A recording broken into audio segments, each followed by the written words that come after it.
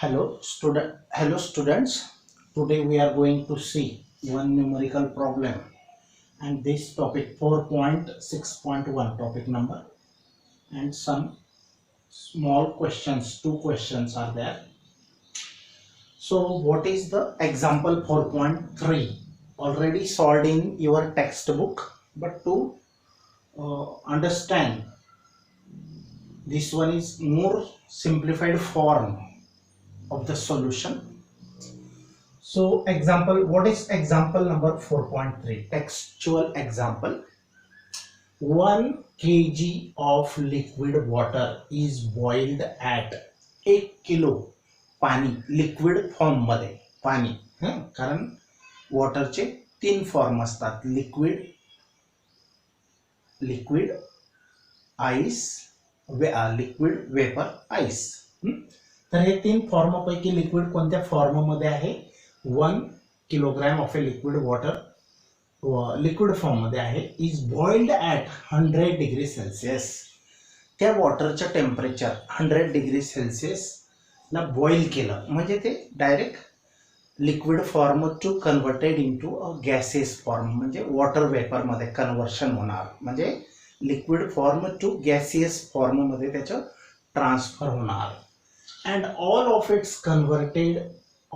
it is converted to steam आणि 1 kilo पाणी जे आहे लिक्विड फॉर्म मध्ये त्याचं 100 डिग्री 100 डिग्री सेल्सिअसला ते डायरेक्ट पूर्ण स्टीम मध्ये कन्वर्शन चालू होऊन जाईल एका दम मध्ये ते होणार नाही त्याला बराच वेळ लागेल तर सगळं पाणी 1 किलो जे पाणी होतं ते पूर्ण आटवले म्हणजे बराच वेळ नंतर त्याची स्टीम झाली स्टीम होत होत होत होत कमी कमी कमी कमी होत त्याचं मास कमी होईल हे 1 किलोग्राम त्याचं मास आहे mass of A water 1.0 kilograms.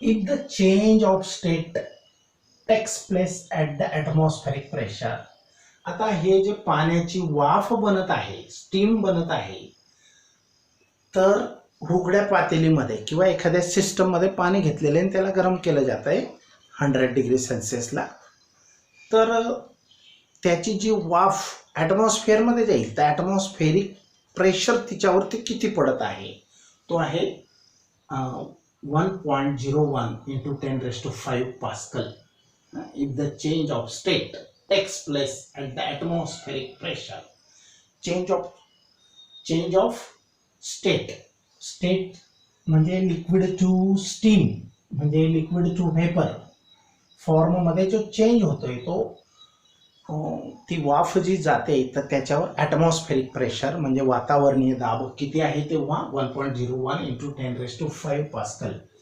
Calculate तर कॅल्क्युलेट करा काय the energy transferred to the system म्हणजे त्या सिस्टमला पातेलीला पाणी गरम करत होते त्याला किती हीट द्यावी लागली म्हणजे सिस्टमने हीट किती ॲब्झॉर्ब केली बघा टू फाइंड पहिली गोष्ट काय फाइंड करायची पहिली गोष्ट first fact energy absorbed by the system Q find करायची आहे समजली पहिली गोष्ट एकदम सिंपल प्रॉब्लेम आहे बघा लिक्विड वॉटर म्हणजे पाणी आहे 1 किलो त्याला 100 डिग्री 100 डिग्री पर्यंत तापवलं आणि पूर्ण पाण्याची वाफ करेपर्यंत हीट देतच राहिले बरोबर if the change of state म्हणजे त्याचं लिक्विडचं पूर्ण वाफ होऊन जाईल तर तेव्हा त्याच्यावर ऍक्ट होणारा प्रेशर किती होता ॲटमॉस्फेरिक प्रेशर हा 1.01 into 10⁵ पास्कल्स तर कॅल्क्युलेट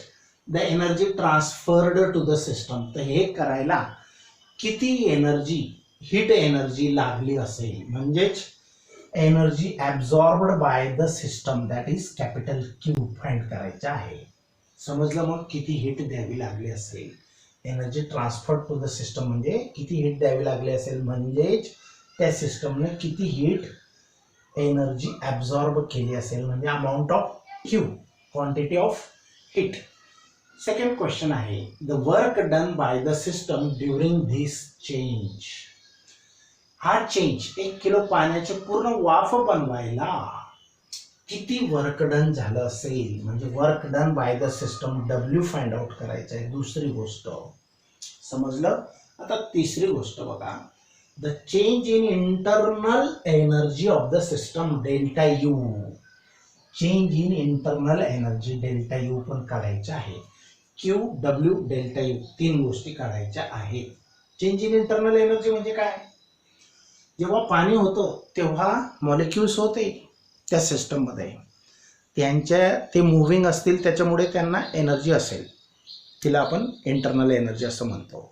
पण त्याचं गॅसेस फॉर्ममध्ये कन्व्हर्शन झाल्यानंतर ते जे गॅसेस फॉर्मचे मॉलिक्युल्स असतील तर ते अजून त्यांना जास्त मोर एनर्जी असेल, कारण एवढी हीट आपण दिलेली आहे. क्यू एवढी हीट आपण देणार आहेत त्याला. किती हीट दिली ते विचारलेलं आहे, पण तेवढी हीट दिल्यानंतर त्यांची इंटरनल एनर्जी काय असेल? वाढलेली असेल. तर ती internal energy, change in internal energy find करायची म्हणजे डेल्टा यू. ओके. आता गिवन फॅक्ट काय आहे बघा. गिवन समजलं क्वेश्चन काय दिलेलं आहे गिवन आणि काय विचारलेल्या गोष्टी आहेत. आता पहिली गोष्ट आहे गिवन मध्ये, the volume of water changes from 1.0 10⁻³ metre cube. आता 1 किलोग्रॅमला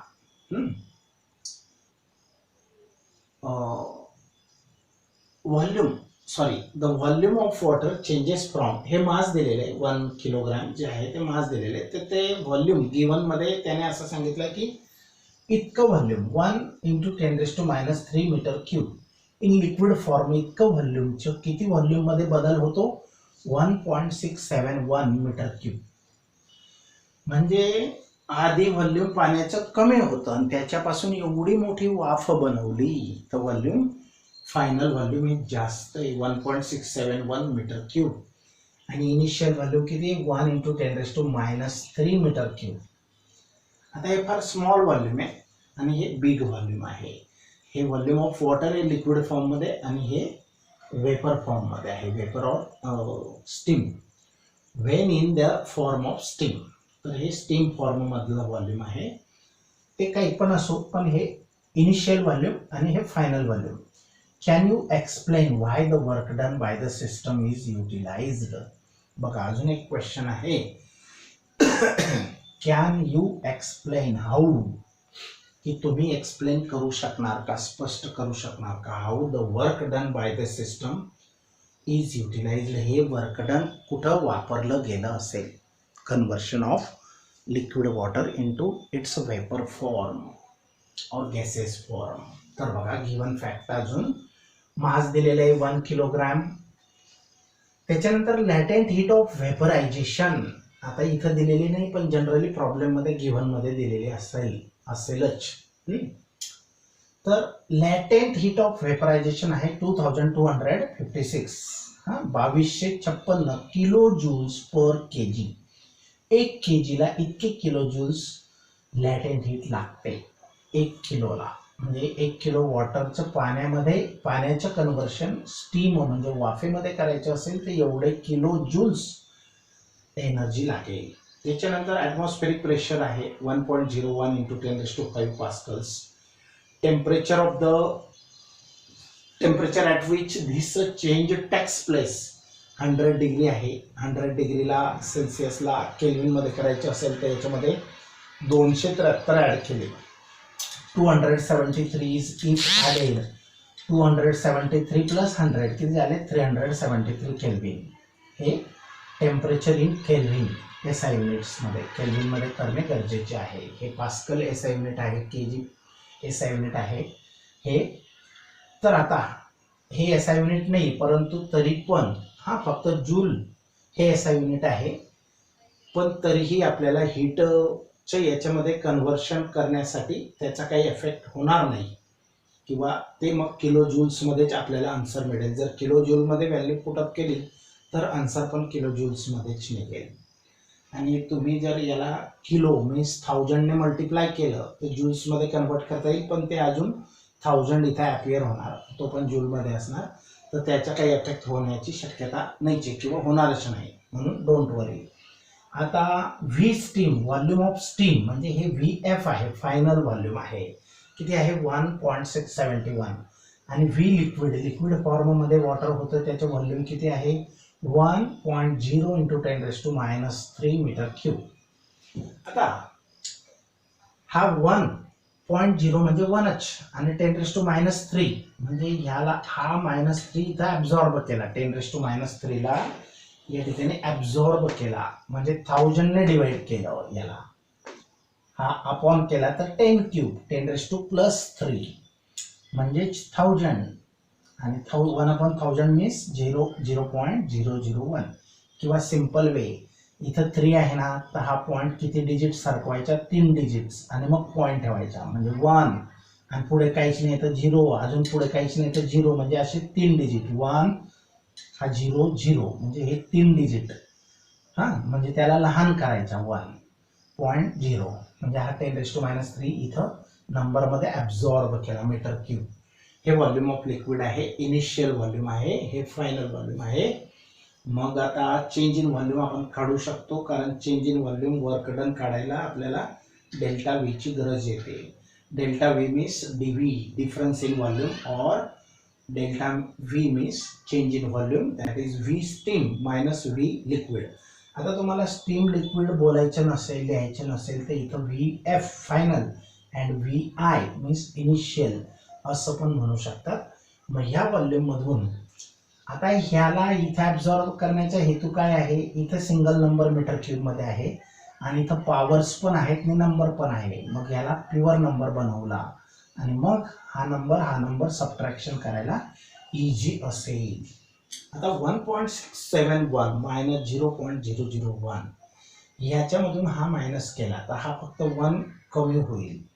थर्ड डिजिटचा जो 1 आहे तो कमी होईल. बाकी ॲज इट इज राहील. बघा डेल्टा व्ही किती 1.671 मायनस 0.001 दॅट इज हा 1 मायनस होईल याच्यामधून हा तर किती राहील 70. बाकीच्या as it is 1.670 metre cube that is delta V. मग आता एनर्जी ॲब्झॉर्ब्ड बाय 3 गोष्टी विचारलेल्या आहेत आपल्याला. Energy absorbed by the system that is Q. Work done by the system in doing so म्हणजे पाण्याचे 1 किलो पाण्याची पूर्ण वाफ बनवायला किती वर्क डन झालं असेल ते आणि total internal change in internal energy किती झाली असेल. म्हणजे पाणी होतं त्याच्याकडे एनर्जी जी पण होती त्याच्यापेक्षा जी वाफ बनलं पाण्याची पूर्णतः त्याची इंटरनल एनर्जी यांच्यामधला फरक म्हणजे change in internal energy delta U. आता बघा क्यू तर क्यू आणि लॅटेंट हीट. आता क्वांटिटी ऑफ हीट सिम्पली काढण्यासाठी आपल्याला मास इंटू लॅटेंट हीट चा यूज आपण करू शकतो. मास इंटू लॅटेंट हीट हे 10th मध्ये झालेला आहे हा फॉर्म्युला. आता झालेला नाही पण हा 10th मध्ये आहे त्याचा वापर इथं आठवण म्हणून करण्यात आलेला आहे. तर Q is equal to mass into latent heat.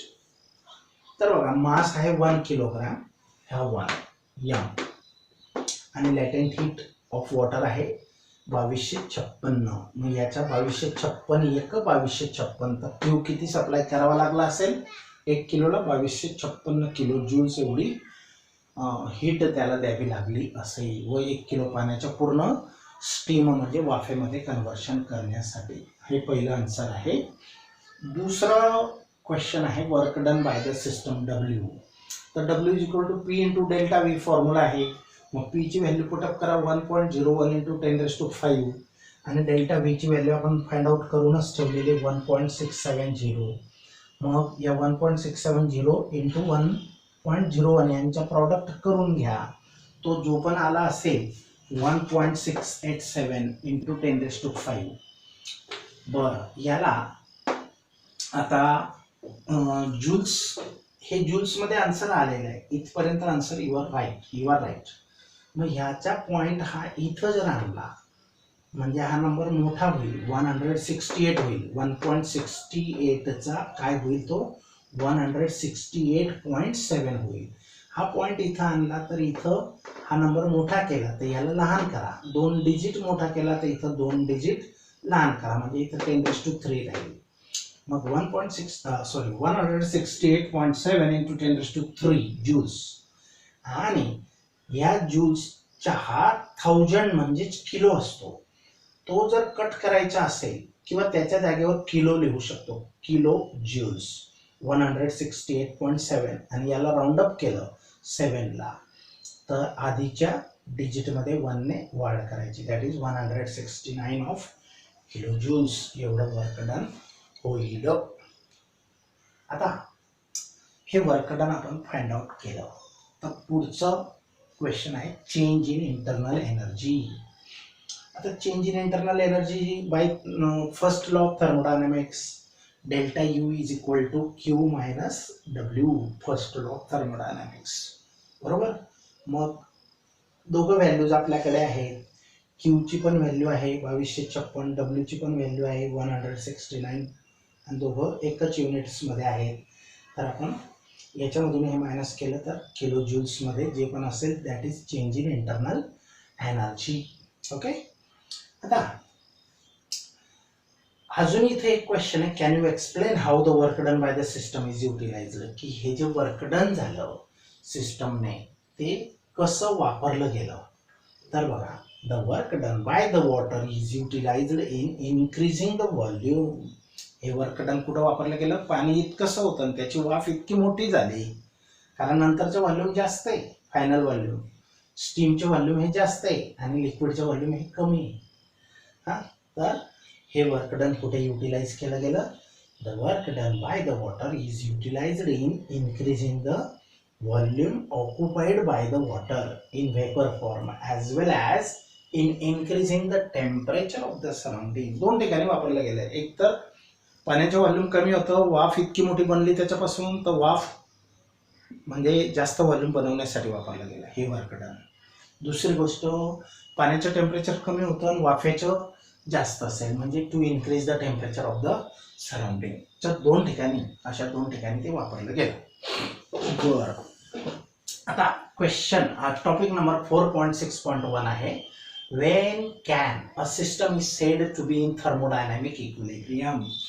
कोणतीही सिस्टम थर्मोडायनामिक इक्विलिब्रियममध्ये आहे असं केव्हा म्हटलं जाईल. तर बघा, 3 प्रकारचे इक्विलिब्रियम असतात थर्मोडायनामिक्समध्ये.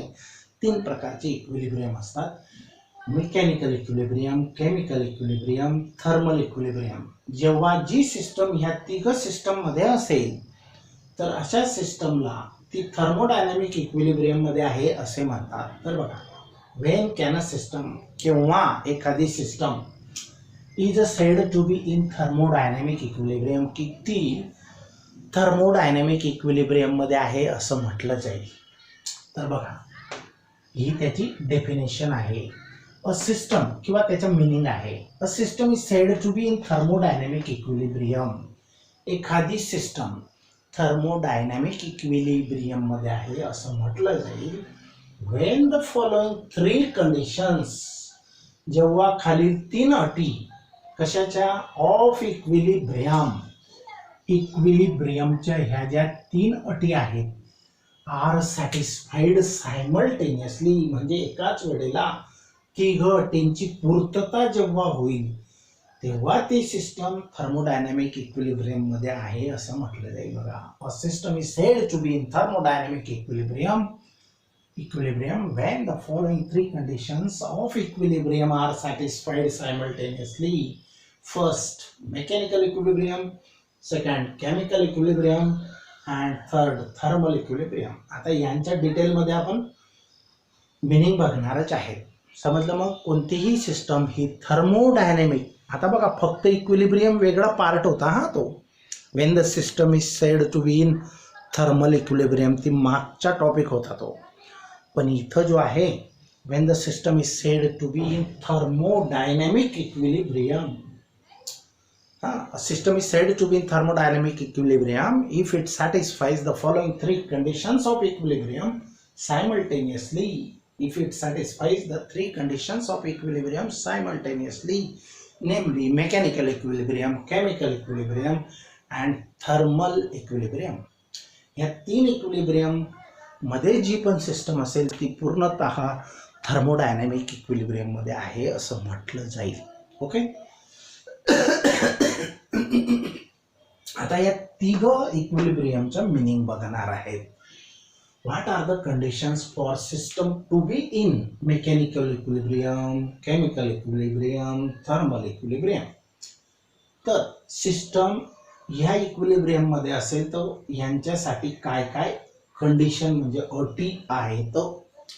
तर मेकॅनिकल इक्विलिब्रियम मध्ये एखादी सिस्टम आहे म्हणजे काय, तर बघा, तर मेकॅनिकल इक्विलिब्रियमचा मीनिंग काय होतो, for a system to be in mechanical equilibrium, एखादी सिस्टम की जी मेकॅनिकल इक्विलिब्रियम मध्ये आहे असं म्हटलं जाईल, किंवा एखाद्या सिस्टीमला इक्विलिब्रियम मेकॅनिकल इक्विलिब्रियम मध्ये आहे असण्यासाठी, एखाद्या सिस्टमला मेकॅनिकल इक्विलिब्रियम मध्ये असण्यासाठी there should not be any unbalanced forces acting within the system, तर त्या सिस्टमवर कोणताही अनबॅलन्स्ड फोर्स ऍक्ट व्हायला नको. बॅलन्स्ड अनबॅलन्स्ड फोर्सेस आपण शिकलेलो आहे 11th मध्ये.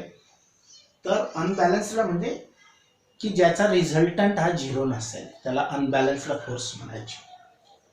मग तर for a system to be in mechanical equilibrium, एखादी सिस्टम ही मेकॅनिकल इक्विलिब्रियम असण्यासाठी there should not be any unbalanced forces acting within the system, सिस्टमच्या आतमध्ये कोणतेही मेकॅनिकल अनबॅलन्स्ड फोर्सेस ऍक्ट व्हायला नको, or between the system and its surrounding, आणि system आणि बाजूची सराउंडिंग, तिच्या बाजूची आजूबाजूची सराउंडिंग यांच्यामध्ये सुद्धा कोणताही अनबॅलन्स्ड फोर्स ऍक्ट व्हायला नको. सिस्टमच्या आतमध्ये पण नको आणि सिस्टम आणि एन्व्हायरमेंट ऑर सराउंडिंग यांच्यामध्ये पण अनबॅलन्स्ड फोर्स ऍक्ट व्हायला नको. तेव्हा ती सिस्टम, ही पहिली अट आहे की तेव्हा ती मेकॅनिकल इक्विलिब्रियम मध्ये असण्याची शक्यता जास्त आहे. दुसरी अट, also the pressure in the system should be same throughout the system and should not change with time.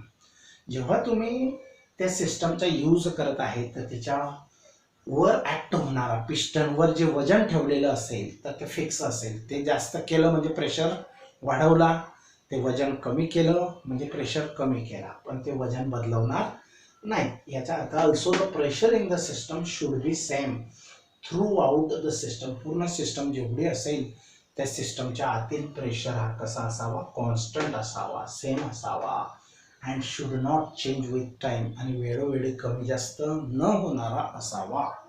समजलं? मग मेकॅनिकल इक्विलिब्रियम म्हणजे काय, मग की मेकॅनिकल इक्विलिब्रियम साठी एखादी system for a system to be in mechanical equilibrium, एखादी system mechanical equilibrium मध्ये राहण्यासाठी there should not be any unbalanced force acting within the system as well as between the system and its surrounding.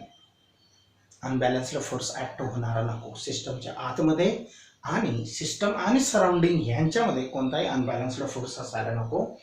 त्याच्यानंतर pressure हा throughout the system कसा असला पाहिजे, constant, same, आणि तो बदलायला नको. And should not change with time, तो वेळेनुसार बदलणारा नसावा. आता केमिकल इक्विलिब्रियम म्हणजे काय, तर बघा, पहिली condition chemical equilibrium. For a system to be in chemical equilibrium, एखादी सिस्टम केमिकल इक्विलिब्रियम मध्ये असण्यासाठी there should be no chemical reactions going on within the system. तर त्या सिस्टमच्या आतमध्ये कोणत्याही केमिकल रिॲक्शन चालू असायला नकोत सिस्टमचा यूज करत असताना. पहिली अट आहे हा, केमिकल इक्विलिब्रियम मध्ये असण्यासाठी कोणतीही सिस्टम केमिकल इक्विलिब्रियम मध्ये असण्यासाठी पहिली अट कोणती आहे की तिच्यामध्ये अंतर्गत आतमध्ये कोणत्याही केमिकल रिॲक्शन्स चालू नसाव्यात, नॉट गोइंग ऑन. समजलं? मग for a system to be in chemical equilibrium there should be no chemical reactions going on within the system. दुसरी गोष्ट, दुसरी अट, there is no transfer of matter from one part of the system to the other due to diffusion. आता बघा, एखाद्या system मध्ये matter इकडचं तिकडे आतल्या आतच, पण मॅटर इकडून तिकडे मूव्ह व्हायला नको. मॅटरचं काय व्हायला नको, ट्रान्सफर एका पार्टकडून दुसऱ्या पार्टकडे किंवा दुसऱ्या पार्टकडून पहिल्या पार्टकडे असं तिथं मॅटरचं डिफ्युजन म्हणजे मिक्सिंग. डिफ्युजनचा अर्थ काय आहे? Mixing. There is no transfer of matter from one part of the system to the other due to diffusion. Diffusion म्हणजे मिक्सिंग झाल्यामुळे तिकडचं मॅटर इकडे, इकडचं मॅटर तिकडे जायचं.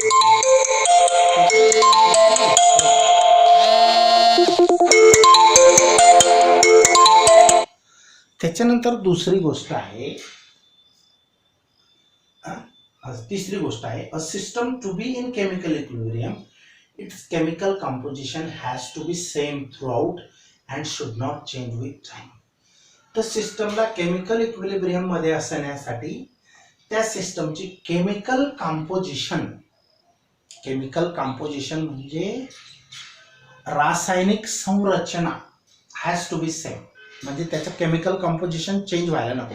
कंपोजिशनच्या मिनिंग त्या सिस्टममध्ये आता CO2 सपोज हा गॅस आहे तर त्याच्यामध्ये CO2च असला पाहिजे, दुसरा कोणताही गॅस मिक्स व्हायला नको, म्हणजे त्याची केमिकल कंपोजिशन सेम असेल. समजलं?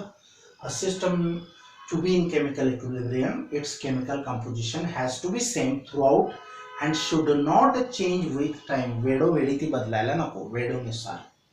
कंपोजिशन, केमिकल कंपोजिशन सेम असायला पाहिजे, ती बदलायला नको. नंतर ट्रान्सफर ऑफ मॅटर व्हायला नको वेळेनुसार. त्याच्यानंतर no chemical reactions are going within the system. Then and then such a system is said to be in chemical equilibrium. आता तिसरं इक्विलिब्रियम बघणार आहेत आपण, थर्मल इक्विलिब्रियम. थर्मल म्हणजे हीट म्हणजे उष्णता, तुम्हाला माहिती आहे. For a system to be in thermal equilibrium, एखादी सिस्टम थर्मल इक्विलिब्रियम मध्ये असण्यासाठी the temperature of the system should be uniform. ती सिस्टम केवढी पण असो, टँकर भर मोठं बॉयलर असो, तर त्या पूर्ण बॉयलर भरचं तापमान प्रत्येक ठिकाणी कोणत्या पण कोपऱ्याला मोजलं तर ते काय असायला पाहिजे? युनिफॉर्म म्हणजे एकसारखं असायला पाहिजे. थ्रूआउट म्हणजे पूर्ण सिस्टम भर. And it should not change with time. आणि ते वेळेनुसार ते टेम्परेचर बदलणारं नसावं. नाही तर एका कोपऱ्याला गार, एका कोपऱ्याला खूपच हॉट, मध्ये मॉडरेट, असं चेंज नको. पूर्ण सिस्टम म्हणजे कानाकोपऱ्याला कोणत्याही एंडला त्या सिस्टमच्या टेम्परेचर हे फिक्स असायला पाहिजे, कॉन्स्टंट असायला पाहिजे. A system when in thermal equilibrium is described in terms of state variables.